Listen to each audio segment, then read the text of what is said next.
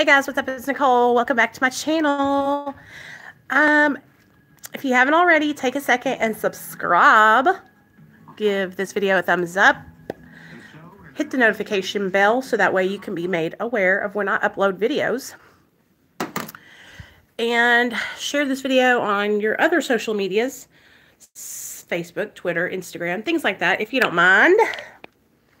And yeah, okay, so I'm trying to figure out where I want to sit. Hey, Jordan. I guess I'll just sit on the couch. You guys haven't seen this part of my house, really.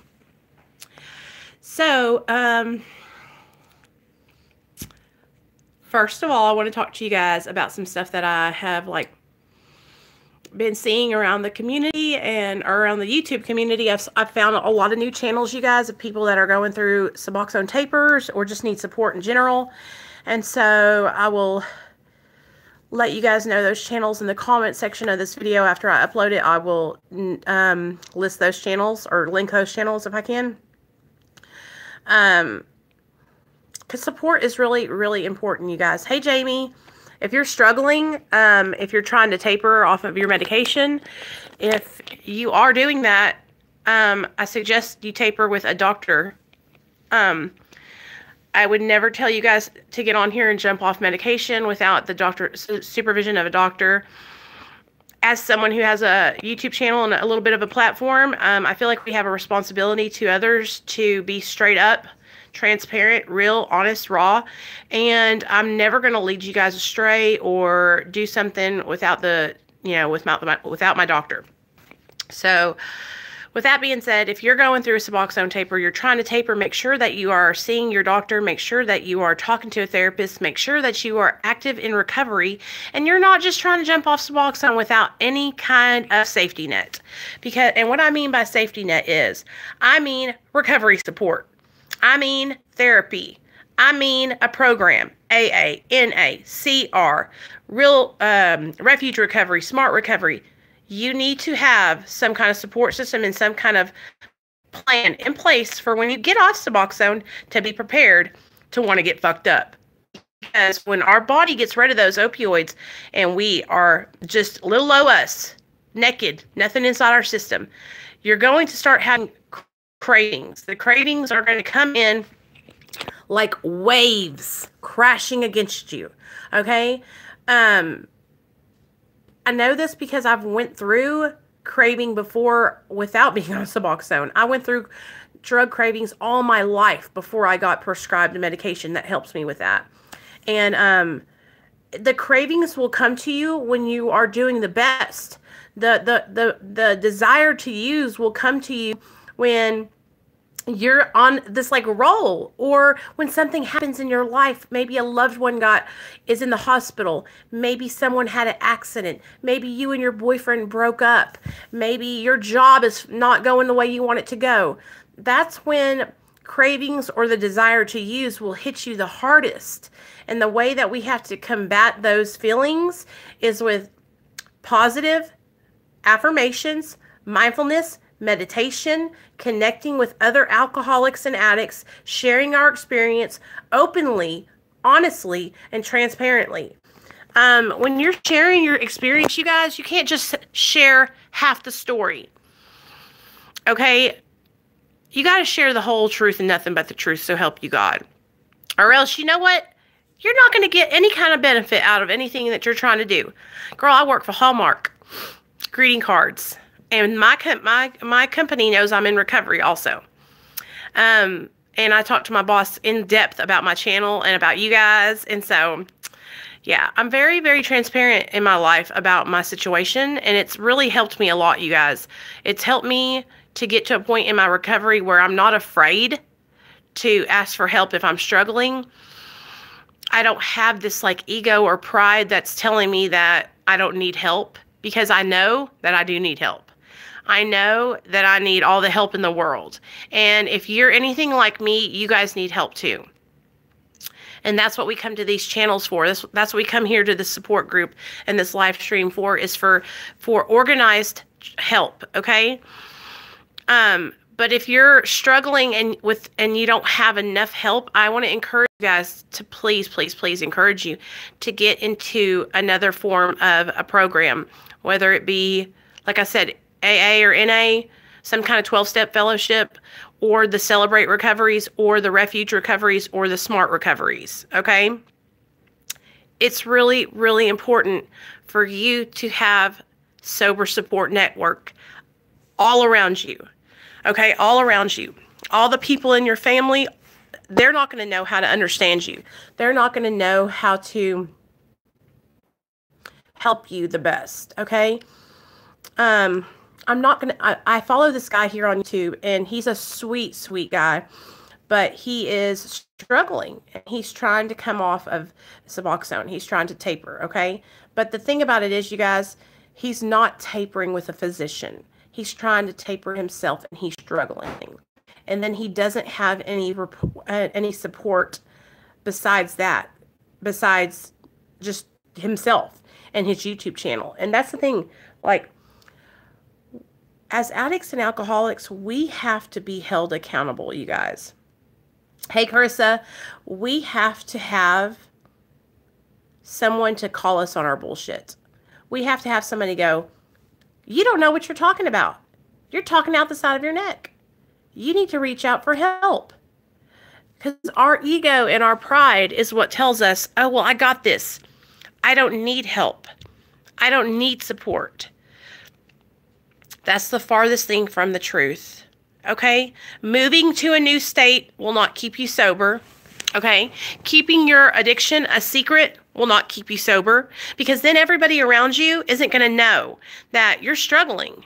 Okay? Sure, if you're a professional businessman, I understand if you don't want to go into your job and go, hey, guess what, everybody? I'm tapering off Suboxone. Or, hey, guess what, everybody? I'm an opiate addict.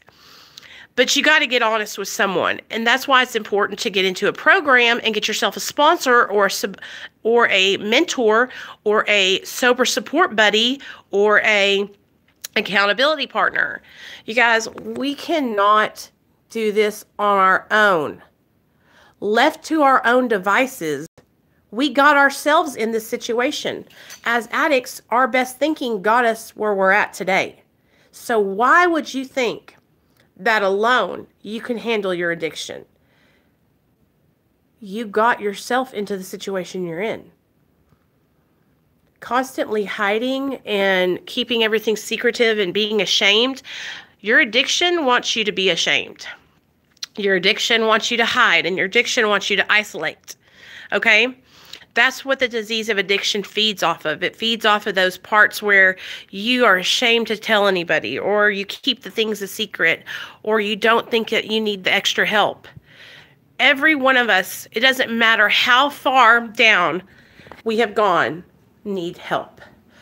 So for those of you that read the Big Book of Alcoholics Anonymous, it talks about, in the Big Books of Alcoholics Anonymous, it talks about how the relatability of one addict and alcoholic sharing their experience with the other addict and alcoholic, and how we have a common bond between the two of us, and how it doesn't matter if you were a drunk hiding under the bridge shooting heroin, or if you were a housewife drinking wine every day.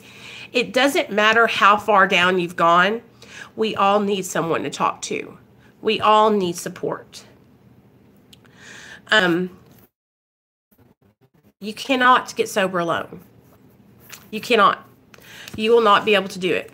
You will, and I'm not trying to be mean. I'm not trying to be an asshole. You know, if we could have all done it alone, exactly, Jamie, we would have all gotten sober a long time ago.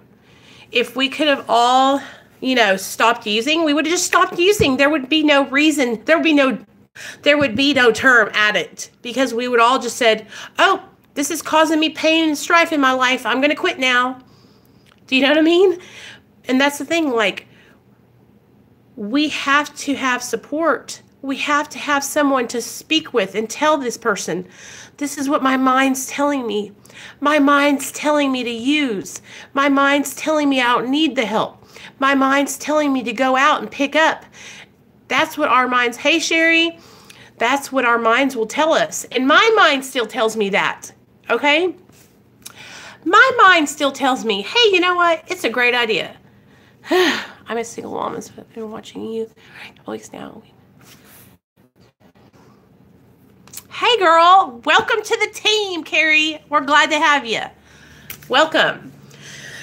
Hey, Cher. It's really important, you guys, that we smash that ego and that pride, because that's what keeps us away from the solution. That idea that we can handle this all on our own, that's what kept me in active addiction for 10 plus years. Okay? I thought, I can't tell anybody this. I can't let anyone know I'm struggling. I have to handle this on my own. And that's that idea in your mind, that is your addiction. Because your addiction doesn't want you to get better. Your addiction actually wants you to think that you can handle this alone. Your addiction wants you to fail. And for men, I find that it's a lot harder for them to come to this point of surrender where they actually go, you know what? I need help. I've got to reach out. I can't do this alone. And it's like, I feel like men have to go through so much just to get to a point where they're like, I surrender. I surrender. It's like, dude. And that's where they say men are smarter than women. Or they say men that, you guys, every guy I come in contact with, they make it so hard to ask for support in their recovery.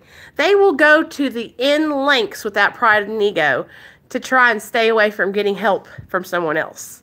Because they're men. Because they feel like they have to take care of their family. They feel like they have to be that strong pillar of support in the community. And it's like, that's all a fake facade, though. If you're struggling and you can't stay sober, that's all fake. So men, if there's any secretly watching, because I have a feeling that there are, drop it. Ask for help. It will save your life. Get another dude, pair up with him, and say, hey, I need help. You're in recovery? Walk me, help me, guide me. All right? Get yourself spiritually connected to a power greater than yourself and get you a sober support. All right? Without sober support, you're not going to succeed. You can't go into your life and act like you were never addicted. You can't go into your life and act like, oh, well, everything's fine and dandy now. I'm off drugs.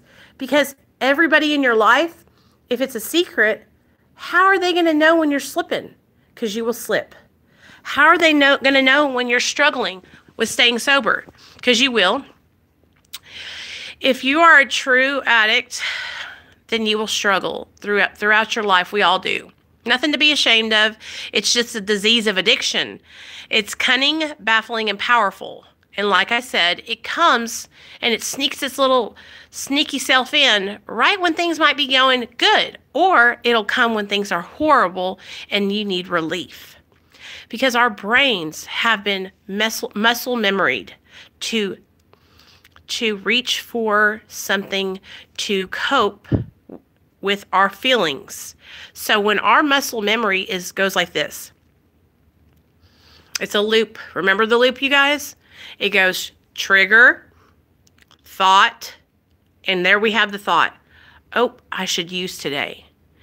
And if we don't change right then at that thought, then we go into obsession and how we're going to get it. And then we use. Trigger, thought, obsession, use. Pick up, craving, vicious cycle all over again. Trigger, thought, obsession, use. Craving, vicious cycle all over again. That is that loop that our brains are stuck on. And we have practiced that for so many years. Hey, Sam, in our active addiction. Okay? Like, I'm teaching you guys something that this is like for real. Y'all need to be writing this shit down. Trigger, thought. That thought comes into the mind. You get triggered. You're at work. You stub your toe. You're in pain. That's that trigger. Thought. Ooh, a hydrocodone would make this feel better. Obsession. How am I going to get the hydrocodones? Who am I going to call? Oh, I called them. Use. Okay? Then the craving kicks in. That you can only crave drugs and alcohol if you put them in your body. Did you know that? Those other things are just thoughts. They're not cravings. You can only crave if you put that shit in your body, guys. All right? You know how they say pregnant women are having cravings? No, no, no, no, no. No, no. It's just a thought. Oh, that sounds good to me. I think I want pickles with ice cream. You know, it's once you pick it up and you have that taste, then that's when you can crave it.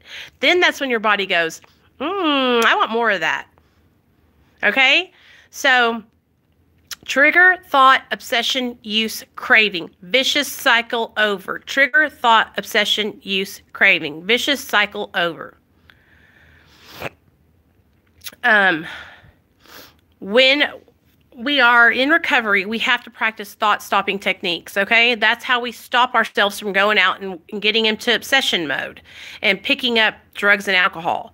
So if you're in your life and you're strolling around downtown and you see your old dope man and your old drug dealer, maybe you're in the doctor's office and your doctor was your drug dealer and he wrote you prescriptions all the time. And you get in there and you're triggered. You're like, shit, I'm just in here for a physical. Why am I so triggered? Then that thought pops in your head. Ooh, I should talk to the doctor about prescribing me some muscle relaxers. Okay? There's the thought. Right then and there, we have to stop those thoughts. We have to change our thinking. And the way that I do that, the way that I have trained myself to do that, is to think about all the things I have to lose. When I have a thought pop in my mind, and I do, I think, if I take a Xanax, I will lose everything. I will lose my job. I will lose my son. I will lose my YouTube channel. I will lose my friends. Yeah, and it's like, but the thing is, it's like you're practicing things that make those cravings go away. Do you understand what I'm saying, you guys? Like the thought to use, we are going to have thoughts come into our mind every day. It just happens. It's a normal part of being an addict. Like when you practice something for so long, you guys, hey Jason, it's like your brain almost automatically goes to it. It's like fucking for real muscle memory. And so when you have that thought come into your mind, that's why it's so important that we practice these thought-stopping techniques. You know, I'm going to tell y'all something I learned when I was in treatment. I don't know if it works because I never followed through with it, but I'm going to tell you guys about it. It might work for you. So when I was in treatment, the way they taught us thought-stopping techniques was, okay, so you're chilling and you have a thought in your mind about using drugs, okay? They said to get you some of those cinnamon discs, those little candies that you can suck on, or butterscotch or peppermint, just any kind of sucky candy. And when you have a thought come into your mind, eat that candy. And what happens is your mind will go from thinking about using to focusing on that candy, to focusing on it, the taste and how it's flowing in your mouth, over your tongue and all that kind of stuff. True story. What the fuck? I'm pissed. Y'all don't understand what I'm living with in this house. 4 dogs. And every now and then, when somebody comes downstairs and has an accident, I gotta clean it up.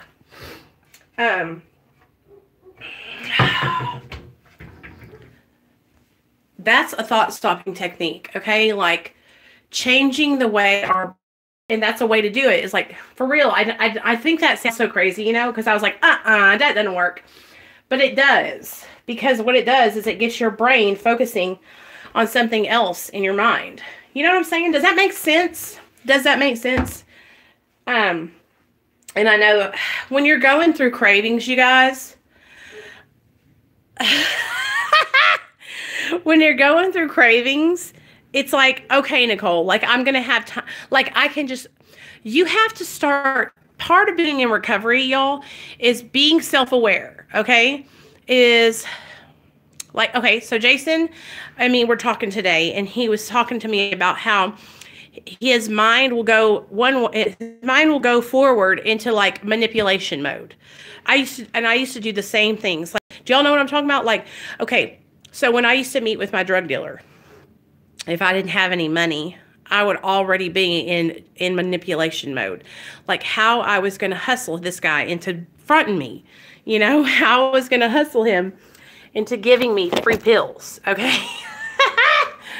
Oh, Lord. That was the life we lived, y'all. What the hell, Neil?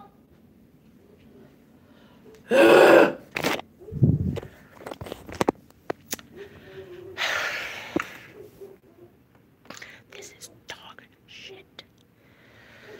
Diarrhea. I'm about to be pissed. Sorry, y'all. I'm going to clean it up in a second. I hate dogs. I hate our dogs. So anyway, I got to clean this house. Thought stopping techniques, okay?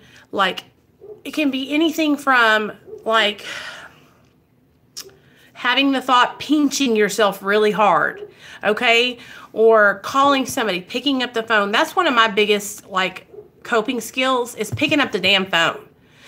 And your mind is going to tell you that you don't need to pick up the phone.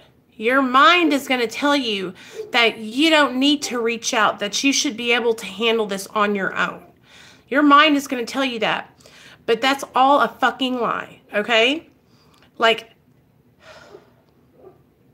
you're not alone, and we weren't put on this earth as human beings to be to ourselves. We were put here to interact and relate and talk to and make relationships with people. So, I'm so mad.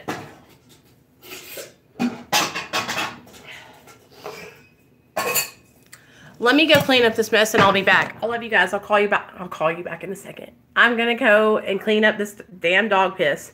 And then I will call you guys when I get done. Because I don't like it to just sit there and soak into the carpet. So I want to make sure it's nice and clean. Because I just paid $300 to get these carpets cleaned. So, you know, I love you guys. And I hope you'll have a great day. And I'll be back in about 30 minutes. Bye.